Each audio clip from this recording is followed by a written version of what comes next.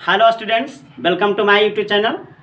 आज मैं फिर आप लोगों के समक्ष इंग्लिश ग्रामर कैसे हम पढ़ेंगे, इंग्लिश ग्रामर तक हम अगले वीडियो में, और आपको हम कल बताए थे नेक्स्ट वीडियो में जो नहीं देखे हैं स्टूडेंट्स, वो जाकर के पिछले वीडियो में आप देख सकते हैं कि इंग्लिश ग्रामर क्या है, इंग्लिश ग्रामर किसे कहा जाता है। और आज हम आगे बढ़ करके बता रहे हैं आपको। तो हम जानते हैं कि दुनिया में कोई ऐसा पुल नहीं होगा और जिसमें कोई पाया नहीं होगा। उसी प्रकार से अच्छा, आपका दिमाग में टकरा रहा होगा कि हावड़ा ब्रिज है, तो हावड़ा ब्रिज में भी दो पाया है, वो भी बिना पाया के नहीं है, फर्स्ट एंड लास्ट उसमें भी है। उसी प्रकार से इंग्लिश ग्रामर में भी, और देखिए पहला इकाई को हम इंग्लिश ग्रामर की सबसे छोटी इकाई को अल्फाबेट कहते हैं, और इंग्लिश ग्रामर की सबसे बड़ी इकाई को सेंटेंस कहते हैं। इंग्लिश ग्रामर के सबसे छोटी इकाई को अल्फाबेट कहते हैं और इंग्लिश ग्रामर की सबसे बड़ी इकाई को सेंटेंस कहते हैं। और इसमें देखिए एक पाया और लगाए हैं, और ये है आपका वर्ड। अब अल्फाबेट के बारे में जान लेते हैं। अल्फाबेट इंग्लिश में कुल आपका 26 होता है, और साउंड के आधार पर अल्फाबेट को मुख्य रूप से दो भागों में बांटा गया है। पहला है आपका देखिए वोवेल साउंड या लेटर, और वोवेल साउंड या लेटर का एगो है तो ए, ई, आई, ओ, यू। तब वोवेल साउंड या लेटर हो गया आपका ए, ई, आई, ओ, यू। कॉन्सोनेंट साउंड या लेटर, तो कॉन्सोनेंट साउंड या लेटर कितना है तो आपका 21 है। ये सब सोचिएगा कि एबीसीडी हम पढ़ रहे हैं, तो हम बोले ना कि जीरो से आपको हीरो बनाएंगे, यानी आपको एबीसीडी भी आपको हम सिखा रहे हैं। तो इसलिए आपको अल्फाबेट को साउंड के आधार पर ही और दो भागों में बांटा गया, वोवेल साउंड या लेटर, और दूसरा आपका कॉन्सोनेंट साउंड या लेटर। पूछेगा वोवेल साउंड या लेटर का एगो तो 5 को है, कॉन्सोनेंट साउंड या लेटर का एगो तो 21 को है। अब जानेंगे इसके बारे में, वर्ड के बारे में। वर्ड क्या होता है? एक से अधिक अल्फाबेट मिलेगा, अर्थ देगा, तब वो कहलाएगा वर्ड। अर्थ देगा तभी वर्ड कहलाएगा, अर्थ यदि वो नहीं देगा तो वो वर्ड नहीं कहलाएगा इंग्लिश में। तो ये देखिए BOY 3 अल्फाबेट मिला, बॉय मतलब लड़का होता है। ये देखिए गर्ल GIRL, इतना किसको, इसको आप गर्ल के जहां पर गिरल पढ़ सकते हैं, गड़ल पढ़ सकते हैं, जो आपको पढ़ना है आप पढ़िए। इंग्लिश है, कम से कम अभी पढ़ने के लिए सीखिए, प्रोनाउंसिएशन आपको खुद आ जाएगा। तो ये देखिए आपका गर्ल है, और गर्ल में देखिए 4 अल्फाबेट मिलाए हैं। गर्ल के मतलब होता है लड़की, देखिए इसका भी अर्थ दे रहा है। आई देखिए आपका टॉय, 3 अल्फाबेट मिलाए हैं, TOY, वाई मैंने भी खिलौना होता है। BOOK लिखा हुआ है, बुक मतलब किताब होता है। ये सब का अर्थ दे रहा है, ये सब आपका वर्ड है। सेंटेंस किसको कहा जाता है? एक से अधिक वर्ड्स मिलेगा, अर्थ देगा तो आपका सेंटेंस होगा, अर्थ देगा तभी होगा आपका सेंटेंस। जैसे दिस इज अ बॉय, यह एक क्या है? लड़का है। तो देखिए तो दिस एक देखिए वर्ड है, दिस मतलब यह, इज मतलब होता है ये भी आपका वर्ड है, ए मतलब एक होता है ये भी आपका वर्ड है, और बॉय मैंने लड़का ये भी देखिए आपका वर्ड है। और एक से अधिक वर्ड्स मिला, अर्थ दे रहा है, यह एक लड़का है। This is a boy, this is a boy, देखिए अर्थ दिया, और ये आपका देखिए सेंटेंस हो गया। तो एक से अधिक वर्ड्स मिलेगा, अर्थ देगा, और तो आपका वो हो जाएगा सेंटेंस। चलिए सेंटेंस समझ में आ गया होगा। ये सेंटेंस बनता कैसे है? तो सेंटेंस 3 चीजों से बनता है। ये देखिए आपका हो गया सब्जेक्ट, वर्ब, और हो गया आपका ऑब्जेक्ट। चलिए ये सब पहले हम मिटा देते हैं, और फिर हम जानते हैं कि सेंटेंस को 3 भागों में बांटा गया है। सेंटेंस को 3 भागों में बांटा गया है, और वो है आपका पहला सब्जेक्ट। तो सब्जेक्ट पहले किसको कहते हैं इसके बारे में हम जान लेते हैं। इसको हम कहते हैं कर्ता। जब तक इस सब्जेक्ट का ज्ञान नहीं होगा आपको इंग्लिश जिंदगी में कभी नहीं आएगा, इसलिए इसको सब्जेक्ट के बारे में पहले हम जान लेते हैं कि सब्जेक्ट क्या होता है। तो दुनिया में और जो भी आपका कोई भी वस्तु है आपका मस्तिष्क में, और जो पहला चीज आया वो समझिए वो आपका सब्जेक्ट कहलाएगा। कुछ भी आपका मस्तिष्क में जो भी आपका आ गया पहली बार, और वो आपका सब्जेक्ट हो गया। जैसे किताब, लड़का, लड़की, दीवार, टेबल, कुर्सी, पेन, जो भी आया आपका वो सब आपका सब्जेक्ट। आप कहिएगा कैसे? तो जैसे मेरा मन में आया कि जैसे कलम, तो हम कहेंगे कलम अच्छी है। देखिए कलम अच्छी है, द पेन इज गुड। देखिए हमारा मस्तिष्क में पहला शब्द जो आया देखिए सब्जेक्ट हो गया। अच्छा, दूसरा परिभाषा आप जानेंगे सब्जेक्ट के क्या है? जो कार्य का करने वाला होता है अथवा चर्चा का विषय होता है, जो कार्य का करने वाला होता है अथवा चर्चा का विषय होता है, उसे भी सब्जेक्ट कहा जाता है। जैसे देख लीजिए, आपको यहाँ पर हम बता रहे हैं, जैसे राम किल्ड रावण, राम किल्ड रावण, राम ने रावण को टपकाया। क्या किया? राम ने रावण को क्या किया? टपकाया। टपकाया का मतलब हुआ मारना, तो राम ने रावण को मारा।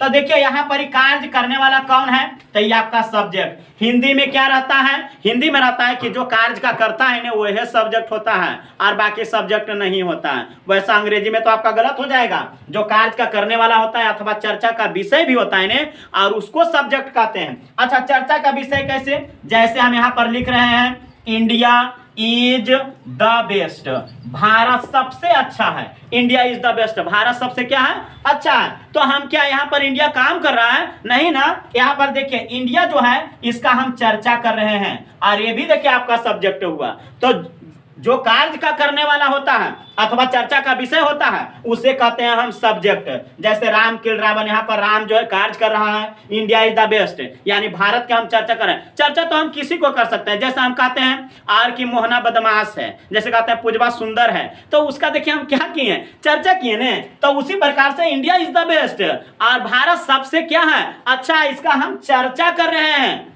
और देखिए चर्चा पर चर्चा, शिव चर्चा, आप लोग देखे होंगे शिव चर्चा में कितना लोग जुड़ा हुआ रहता है, वहां पर भी तो चर्चा होता है। तो यहाँ देखिए जो कार्य का करने वाला होता है अथवा चर्चा का विषय होता है उसको हम कहते हैं सब्जेक्ट। अगला परिभाषा और कैसे पता करेंगे, हूं से प्रश्न करेंगे। हूं के मतलब होता है कौन, हूं से प्रश्न करेंगे और आंसर मिल जाएगा। हूं से प्रश्न करेंगे और आंसर मिल जाएगा तो उसे हम कहते हैं सब्जेक्ट। जैसे हूं किल्ड रावण, रावण को कौन मारा, तो आंसर मिलेगा आपका राम। हु किल्ड रावण, रावण को कौन मारा, तो आंसर मिला देखिए राम। अच्छा, हु इज द बेस्ट, कौन सबसे अच्छा है, तो आपका आंसर मिलेगा इंडिया। देखिए हु से प्रश्न करेंगे आंसर मिल जाएगा तो उसे हम कहते हैं सब्जेक्ट।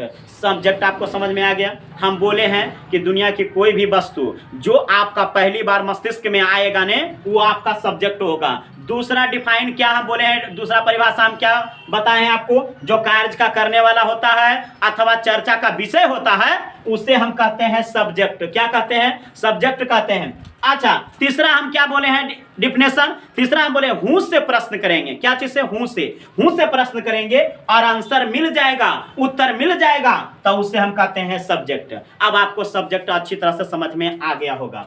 आगे बढ़ रहे हैं, सेंटेंस को दूसरा भाग है आपका वर्ब। ये वर्ब के मतलब क्या होता है, क्रिया होता है। वर्ब के मतलब क्या होता है, क्रिया। वर्ब के मतलब क्या होता है, क्रिया होता है। तो ये क्रिया किसको कहा जाता है जानेंगे, जिससे किसी कार्य के करने या होने का बोध होता है। जिससे किसी कार्य के करने या होने का बोध होता है उसे हम वर्ब कहते हैं। अथवा जिसके अंत में ना ने नी होता है उसे वर्ब कहते हैं। ना ने नी के मतलब यदि वो सटा के बोलिएगा तो नानी हो जाएगा। ना ने नी मतलब नानी। तो जिसके अंत में ना ने नहीं होगा, जैसे पढ़ना, लिखना, सोना, उठना, बैठना, मारना, धोना, पीटना, सब के अंत में देखिए ना है और ये देखिए आपका वर्ब कहलाएगा। तो जिससे किसी कार्य के करने या होने का बोध होता है अथवा जिसके अंत में ना ने नी होता है उसे हम कहते हैं वर्ब। क्या कहेंगे, वर्ब कहेंगे। अच्छा, आप कहिएगा कि सर आप तो बोले कि जिसके अंत में ना ने नी होगा तो क्या वो वर्ब हो जाएगा, तो बताइए। तो सर हमारे भैया के मोहना नाम है सर, तो मोहना वर्ब है सर। मोहना के अंत में देखिए ना है। ये थेथरलॉजी में कितना विद्यार्थी पूछ लेता है टीचर से, तो हम कहेंगे ना कि मोहना वर्ब है, हम भी बताएंगे कि मोहना वर्ब है। अब कहिएगा कि कैसे मोहना वर्ब है, तो उसका अर्थ निकालिए ना कि मोहना के मतलब क्या होता है। तो मोहना के मतलब होता है आकर्षित करना, अट्रैक्ट, यानी किसी के बस में हो जाना। देखिए आकर्षित करना, देखिए अंत में ना आया तो मोहना भी आपका वर्ब हुआ। अब कहिएगा कि अच्छा एगो पूछलिए और एगो तो बता दल के मास्टर बा। अच्छा, दूसरा हम पूछ के देखिए, बताओ सर हमारे पापा रखिन पटना में, सर पटना वर्ब है सर, ओकरा अंत में तो ना है। तो हम कहेंगे अरे पटना भी वर्ब है, और वो कैसे वर्ब आएगा। अब बताते हैं ना, पटना के मतलब क्या होता है। पटना के मतलब होता है जैसे किसी के बस में होना, जैसे आप लोग कहते हैं हम ओकरा पटा ले लिए, ऐसे करके बोलते होंगे। तो वो देखिए पटना भी आपका देखिए वर्ब है। तो इस प्रकार से पटना। आप कहिएगा सर अच्छा दो बात आपके बताओ सर नाना सर, अरे नाना के अंत में भी ना है, लेकिन उसका अर्थ निकालो तो नाना के निकलता है तो नहीं। तो जो सब शब्द का जो होता है सब अर्थ नहीं निकलता, इसलिए नाना वर्ब नहीं है। तो आपको देखिए ये थेथरलॉजी में आपको हम बताएं कि कितना विद्यार्थी लोग ऐसे पूछता है। तो वर्ब किसको कहते हैं, जिससे किसी कार्य के करने या होने का बोध होता है अथवा जिसके अंत में ना ने नी होता है और उसे हम कहते हैं वर्ब। चलिए वर्ब आपको समझ में आ गया होगा। जैसे यहाँ पर देखिए राम किल्ड रावण, और राम ने रावण को मारा, तो यहाँ पर देखिए तो किल्ड, यहाँ देखिए मारना आपका देखिए वर्ब हो गया। अगला सेंटेंस का तीसरा भाग क्या है? सेंटेंस को अभी अभी बताएं 3 भागों में है, सब्जेक्ट, वर्ब और ऑब्जेक्ट के रूप में है। ऑब्जेक्ट किसे कहा जाता है? तो ऑब्जेक्ट के बारे में हम जान लेते हैं कि ऑब्जेक्ट क्या होता है। तो ऑब्जेक्ट जो किसी के कार्य से प्रभावित होता है, जो किसी के कार्य से प्रभावित होता है, और उसे हम कहते हैं ऑब्जेक्ट। जो किसी के कार्य से प्रभावित होता है उसको हम क्या कहते हैं? ऑब्जेक्ट कहते हैं। अब देखते हैं कि जो किसी के कार्य से प्रभावित होता है, अथवा भाट या हुम से प्रश्न करेंगे, इसका भी दूसरा परिभाषा दे रहे हैं। भाट या हुम से प्रश्न करेंगे और आंसर मिल जाएगा तो वो आपका हो जाएगा ऑब्जेक्ट। भाट या हुम से प्रश्न करेंगे, आंसर मिल जाएगा तो क्या होगा? आपका ऑब्जेक्ट हो जाएगा। तो देखते हैं, राम किल्ड रावण, जो किसी के कार्य से प्रभावित होगा, और वो देखिए आपका ऑब्जेक्ट कहला जाएगा। राम ने रावण को मारा, अब देखिए तो राम तो कार्य किया, सब्जेक्ट हुआ। कार्य हुआ आपका मारना, तो ये आपका वर्ब हो गया।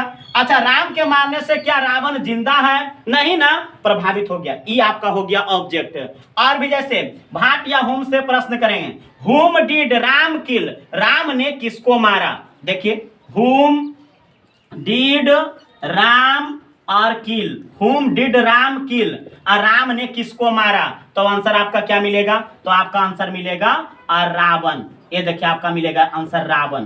तो ये देखिए आपका रावण जो है ये ऑब्जेक्ट हो गया। अब ये तो बोल रहे थे कि भाट या हुम से प्रश्न करेंगे आंसर मिल जाएगा, तो ऑब्जेक्ट कहलाएगा।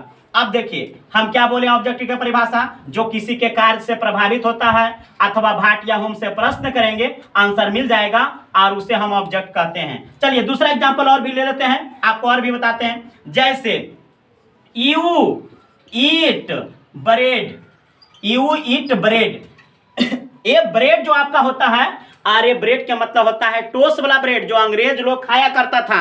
इसके बारे में भी आगे हम बताएंगे कि ये ब्रेड क्या होता है। ये ब्रेड के मतलब जो आपका गेहूं के रोटी, मड़ुआ वाला, मकई वाला जो भी खाते होंगे घर में उसको हम चपाती कहते हैं, ब्रेड का मतलब। तो चलिए, यू ईट ब्रेड, आप लोग क्या खाते हैं? तो चपाती खाते हैं। चलिए आप लोग ब्रेड खाते हैं। तो देखिए तो आप लोग कार्य कर रहे हैं, तो ये देखिए आपका सब्जेक्ट हो गया। कार्य कौन चीज हुआ? खाना, तो ये देखिए आपका वर्ब हो गया। अच्छा, आप लोग मुंह में डालते हैं रोटी, तो क्या मुंह में रह जाता है? नहीं ने, तो वो उसको आपको चबाना पड़ता है। चबा करके क्या करते हैं? निगलते हैं। तो निगलते हैं तो कहाँ जाता है? तो पेट में। तो पेट में देखिए चला गया प्रभावित होकर के, आप पेट में जाता होगा, उसके बाद में फिर खेत में चला जाता होगा। ऐसा थोड़ी है कि पेटे में रख ले रहेगा कोई। तो ये देखिए आपका ऑब्जेक्ट हुआ, और ये देखिए किसी के कार्य से क्या हुआ? अरे प्रभावित हो गया। जैसे यू ईट ब्रेड, आप लोग और ब्रेड खाते हैं। तो देखिए ये आप लोग क्या खाते हैं? देखिए भाट से प्रश्न करके बताते हैं। भाट या हुम, दो में से कोई एक से प्रश्न करेंगे, आंसर मिल जाएगा तो वो ऑब्जेक्ट होगा। जैसे भाट और डू यू ईट, आप लोग क्या खाते हैं? तो आपको आंसर क्या मिलेगा? तो ब्रेड मिलेगा। ये देखिए आपका आंसर ब्रेड ऑब्जेक्ट हो गया। तो देखिए जो किसी के कार्य से प्रभावित होता है, अथवा भाट या हुम से प्रश्न करेंगे आंसर मिल जाएगा, तो वो आपका कहलाएगा ऑब्जेक्ट। चलिए फिर से हम सब्जेक्ट, वर्ब और ऑब्जेक्ट के बारे में बताते हैं।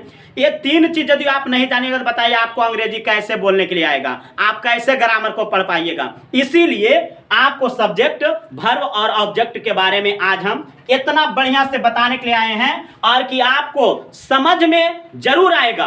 और नहीं आएगा तो आप कमेंट बॉक्स में आप लिखिएगा कि हाँ सर हमको समझ में नहीं आया। हमको पूरा उम्मीद है कि ऐसा आपको समझाने वाला कोई नहीं मिला होगा जैसा कि आज हम आपको समझा रहे हैं, पूरा एक्सप्लेन करके। तो जैसे सब्जेक्ट के बारे में क्या हम बोले, दुनिया की कोई भी और वस्तु जो आपका मस्तिष्क में पहली बार आता हो, सब्जेक्ट। दूसरा परिभाषा बताएं कि जो कार्य का करने वाला होता है अथवा चर्चा का विषय होता है वो आपका सब्जेक्ट कहलाता है। हूं से प्रश्न करेंगे आंसर मिल जाएगा, वो आपका सब्जेक्ट होगा। वर्ब क्या है? जिससे किसी कार्य के करने या होने का बोध होता है, अथवा जिसके अंत में ना ने नी होता है, वो आपका वर्ब कहलाएगा। ऑब्जेक्ट किसको कहते हैं? जो किसी के कार्य से प्रभावित होता है, और वो आपका क्या कहलाता है? ऑब्जेक्ट। अथवा भाट या हुम से प्रश्न करेंगे आंसर मिल जाएगा, तो उसे हम क्या कहते हैं? ऑब्जेक्ट कहते हैं। चलिए सब्जेक्ट, वर्ब और ऑब्जेक्ट हो गया है। तो अब हम लोग जानेंगे आगे लैंग्वेज के बारे में जानेंगे, क्योंकि इंग्लिश आपको हम बताएं कि इंग्लिश जो आपका है और एक लैंग्वेज है। English is the mixture of every language भी बताए थे अगला वीडियो में। तो अब हम जानते हैं कि लैंग्वेज क्या होता है, ये भाषा क्या है। तो लैंग्वेज के बारे में हम आपको बता रहे हैं। लैंग्वेज, ये लैंग्वेज किसे कहा जाता है, ये सबसे अहम भूमिका निभाता है आपका इंग्लिश ग्रामर में लैंग्वेज कि आपका ये लैंग्वेज क्या है। तो लैंग्वेज जो है आपका हृदय की बातों को, दिल की बातों को आदान प्रदान करने वाली स्रोत या माध्यम को कहते हैं लैंग्वेज। हृदय की बातों को, दिल की बातों को, करेजा के बातों को आदान प्रदान करने वाली स्रोत को और हम कहते हैं लैंग्वेज, और भाषा कहते हैं। अब देखिए, ये भाषा के कारण ही आपका सब कुछ होता है। आप किसी से क्या चीज क्या बोल देते हैं जिसके कारण से आपको गाली सुनना पड़ जाता है। आप यदि किसी से इतना प्यार से किसी से कुछ बोल देते हैं जिसके कारण से आपको होटल में भी ले जाता होगा, खाना खिलाने के लिए आपको घर बुलाता होगा, ये सब कुछ आपका लैंग्वेज प्रॉब्लम है। आप यदि अपने भाषा को यदि आप कंट्रोल करके रखिएगा, यदि बढ़िया से बना करके रखिएगा, तो आप जिंदगी में और कामयाब होइएगा, बढ़िया कीजिएगा, जहां भी जाइएगा आपको इज्जत मिलेगा। लेकिन आपका बोली ही अच्छा नहीं होता है, आप क्या करते हैं, खरोगाह जैसा बोलते हैं, मुंह चीर करके बोलते हैं। कितना लोग होता है, लड़का में भी मुंह चीर करके बोलता है, लड़की में भी कितना होती है, मुंह फट होती है, और जो ऐसा बोलने का काम करते हैं। तो देखिए, हम बोले कि लैंग्वेज क्या है। Language is a source of communication, हृदय की बातों को आदान प्रदान करने वाली और स्रोत या माध्यम को हम कहते हैं लैंग्वेज। और आपका इसी लैंग्वेज के आधार पर there are 8 parts of English language. English भाषा के आधार पर इंग्लिश ग्रामर को मुख्य रूप से 8 भागों में बांटा गया है। अब 8 भाग कौन कौन से हैं, ये देखिए, आपका पहला नाउन है, दूसरा आपका क्या है, तब प्रोनाउन है। ये देखिए, आपका पहला है नाउन, दूसरा आपका प्रोनाउन, और तीसरा है आपका देखिए एडजेक्टिव। कौची है, एडजेक्टिव। और फिर क्या है आपका, तो ये आपका वर्ब है। फिर क्या है, एडवर्ब है, एडवर्ब हो गया। फिर आपका हो गया प्रीपोजिशन, ये देखिए आपका प्रीपोजिशन हो गया। फिर आपका क्या है, तो कंजंक्शन है, कंजंक्शन, ये देखिए आपका कंजंक्शन। और फिर क्या है आपका, तो interjection, interjection. There are 8 parts of speech in English language. English भाषा के आधार पर इंग्लिश ग्रामर को मुख्य रूप से 8 भागों में बांटा गया है, और यही पार्ट्स ऑफ स्पीच आपका इंग्लिश ग्रामर कहलाता है। ये नाउन को बिल्कुल सजा करके आपको हम पढ़ाएंगे, प्रोनाउन को भी सजा करके पढ़ाएंगे, पूरा ट्रिकली पढ़ाएंगे, और जो आप जीवन में कभी नहीं भुलाइएगा। Adjective, verb, adverb, preposition, conjunction और इंटरजेक्शन के बारे में बताएंगे आपको। ये सब जे भी देख रहे होंगे सब आपका लैटिन वर्ड है। नाउन क्या है, नाउन भी एक लैटिन वर्ड है, और नाउन के मतलब होता है आपका नेम। नाउन के अंग्रेजी नेम होता है, अर्थात जो भी नाम होगा नाउन कहलाएगा। अभी फुल डिटेल्स बताएंगे आपको हम नाउन के बारे में। प्रोनाउन, जो नाउन के बदले में आएगा आपका प्रोनाउन कहलाता है। एडजेक्टिव क्या होता है, जो नाउन और प्रोनाउन के जो आपका विशेषता बतलाता है वो आपका एडजेक्टिव कहलाता है। वर्ब क्या है, अभी बताएं वर्ब के बारे में, और जिससे किसी कार्य के करने या होने का बोध होता है, और उसको हम कहते हैं वर्ब। एडवर्ब किसको कहा जाता है, और जो आपका एडजेक्टिव और वर्ब यानी वर्ब और एडजेक्टिव के जो विशेषता बताता है मुख्य रूप से एडवर्ब कहलाता है। प्रीपोजिशन क्या होता है, जो आपका नाउन और प्रोनाउन के संबंध के बारे में बताता है, रिलेशन के बारे में बताता है, उसको हम क्या कहते हैं, प्रीपोजिशन। कंजंक्शन, जो 2 शब्दों या फिर 2 वाक्यों को जोड़ने के लिए आता है वो आपका कंजंक्शन कहलाता है। इंटरजेक्शन क्या है, जिससे सुख, दुख, अफसोस, घृणा ये सब भाव प्रकट होता है, तो उसे हम कहते हैं इंटरजेक्शन। क्या कहते हैं, इंटरजेक्शन। चलिए आपको हम बताएंगे, आप लोग खेसारी लाल वाला गाना तो सुनबे किए होंगे, जरूर सुनेंगे, नून रोटी खाएंगे और जिंदगी संग ही बिताएंगे। आपको देखिए पार्ट्स ऑफ स्पीच देखिए, उस पर कैसे हम आपको याद करवाते हैं। आप लोग खाली हाँ भरिएगा, साथ दीजिएगा। जैसे हम जैसे कैसे इस पर मतलब कि इसको याद करेंगे। दुनिया की हर वस्तुएं नाउन कहलाएंगे, ठीक है। आज दुनिया की हर वस्तुएं नाउन कहलाएंगे, इसके बदले में जो आएंगे प्रोनाउन कहलाएंगे, ठीक है। आज दुनिया की हर वस्तुएं नाउन कहलाएंगे, इसके बदले में जो आएंगे प्रोनाउन कहलाएंगे, ठीक है। आगे नाउन और प्रोनाउन की विशेषता जो बतलाएंगे, ठीक है। अजी नाउन और प्रोनाउन की विशेषता जो बतलाएंगे, एडजेक्टिव कहलाएंगे, एडजेक्टिव कहलाएंगे। ठीक है, तू लोग भी बोलो। ठीक है, आगे, जो भी किसी काम के बोध करवाएंगे। अजी जो भी किसी काम के करने का बोध करवाएंगे, वही वर्ब कहलाएंगे, वही वर्ब कहलाएंगे। ठीक है, तू लोग ही बोलो। ठीक है, एडवर्ब किसको कहेंगे? अजी वर्ब और एडजेक्टिव के विशेषता जो बतलाएंगे। ठीक है, अजी वर्ब और एडवर्ब के विशेषता जो बतलाएंगे, अजी वर्ब और एडजेक्टिव के विशेषता जो बतलाएंगे, एडवर्ब कहलाएंगे, वही एडवर्ब कहलाएंगे। ठीक है, आगे देखिए प्रीपोजिशन के बारे में।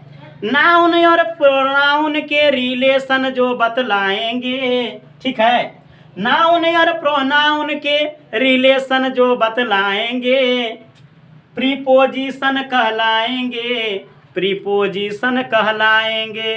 ठीक है, कंजंक्शन, दो शब्दों और वाक्यों को जो जोड़ने के लिए आएंगे। क्या हम बोल रहे हैं? दो शब्दों और वाक्यों को जोड़ने के लिए आएंगे, वो कंजंक्शन कहलाएंगे, कंजंक्शन कहलाएंगे। ठीक है, आगे देखिए इंटरजेक्शन के बारे में। सुख दुख और अफसोस के बारे में जो बतलाएंगे। ठीक है, अजी सुख दुख और अफसोस के बारे में जो बतलाएंगे, इंटरजेक्शन कहलाएंगे, इंटरजेक्शन कहलाएंगे। ठीक है, देखिए आप लोग खेसारी लाल वगैरह सुनते हैं और कि नून रोटी खाएंगे और जिंदगी संग ही बिताएंगे, और उसी पर देखिए हम आपको पार्ट्स ऑफ स्पीच आपको याद करवा दिए। बहुत, आप इस गाना को लिख लीजिए, याद कर लीजिए और देखिए इस पर देखिए आपको याद रहता है कि नहीं रहता है। तो अगला वीडियो में हम आपको मिलेंगे कि नाउन क्या है, नाउन के बारे में बताएंगे बिल्कुल चुटकियों में। इसी प्रकार से आप मेरे साथ में बने रहिए। यदि आपको ये वीडियो आपको लाइक पसंद आता है तो आप इसको लाइक कीजिए, शेयर करने के लिए तो एकदम नहीं भूलिए, शेयर कीजिए और हमारा चैनल को सब्सक्राइब कर लीजिए और बेल आइकन को प्रेस कर लीजिए, दबा लीजिए, ताकि जैसा ही वीडियो जाएगा तो आपका नोटिफिकेशन आपका मोबाइल पर पहुंच जाएगा। तो आज के लिए थैंक यू, मिलते हैं अगला वीडियो में।